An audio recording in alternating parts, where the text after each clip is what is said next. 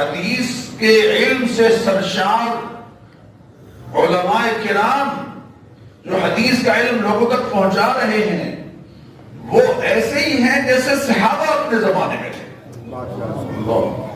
ان سے محبت کرنا سیکھیں.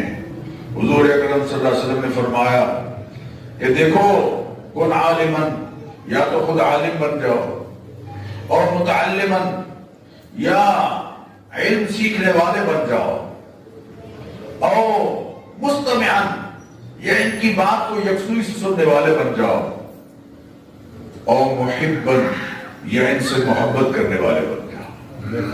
ان سے الاخلاء یومئذ بعضهم لبعض عدو الا المتقین، ان سے دوستی وہ ہے جو کل قیامت کے دن بھی کام آئے گی. ان سے محبت کرنے والے بن جاؤ. لا تکن خامسا، پانچواں نہ بننا، فتح لے کا ورنہ ہلاک ہو کے رہ جائے گا. پانچواں کون؟ جو علماء کا بغض اپنے سینے میں پال ہے. علماء کا بغض، یہ دمکتے چہروں والے،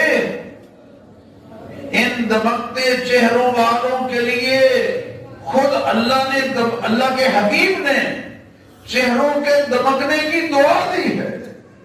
نظر اللہ عمران سمع مقالتی فوعاها، نظر اللہ عمران، اور نظر اللہ عبدا سمع مقالتی فوعاها اور وحفظها فوعاها. اللہ اکبر، اللہ اکبر. یعنی اللہ کے حبیب دعا دے رہے ہیں کہ اللہ دمکتا رکھے، چمکتا رکھے ان لوگوں کے چہروں کو کہ جو میری بات کو یاد کرتے ہیں، سنتے ہیں، پھر انسانوں تک پہنچاتے ہیں. یہ تو مہربان ہے ہمارے.